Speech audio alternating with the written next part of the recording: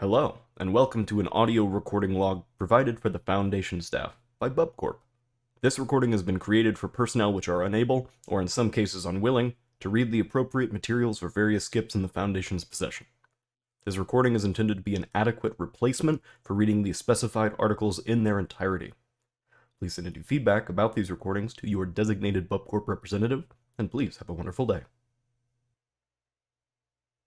By order of the Overseer Council, this file is subject to Level 4 classification.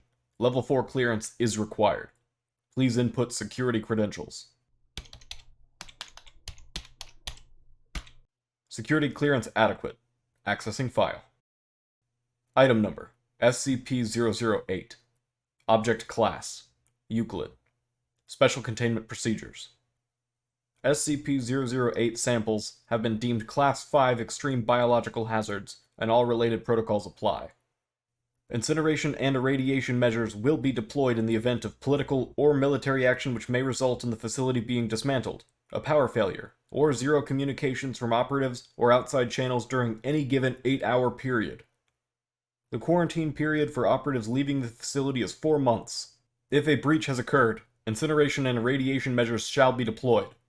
It should be the policy of all G2 sites to not prepare an evacuation procedure. Description: SCP-008 is a complex prion, samples of which are stored in each of the known G2 sites. Research into SCP-008 is highly classified, and primarily aimed at preventing research which may lead to the synthesis of SCP-008 in the distant future.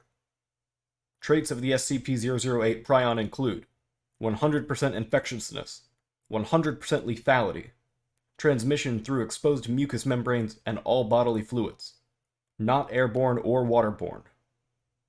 Symptoms of infection with SCP-008 manifest no more than 3 hours after exposure, and include flu-like symptoms with high fever, plus severe dementia in later stages.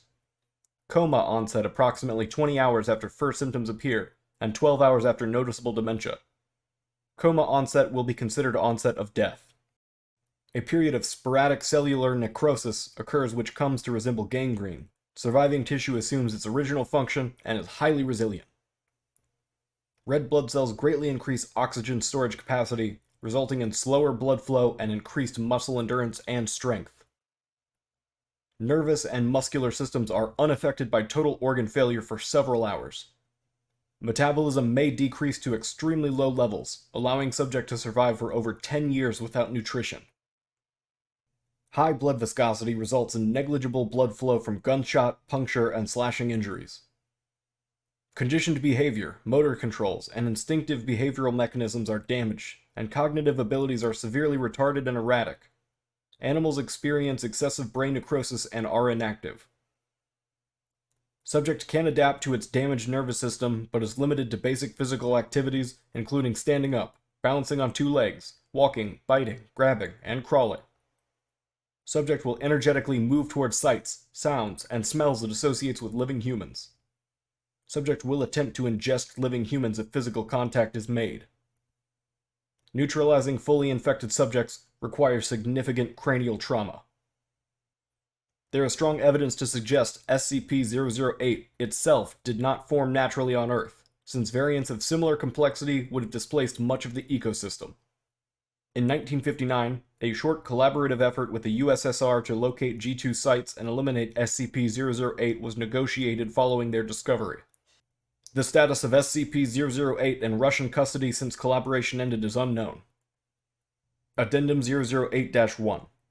SCP-500 has been found to be able to completely cure SCP-008 even in the advanced stages of the disease. This concludes the audio log for SCP-008.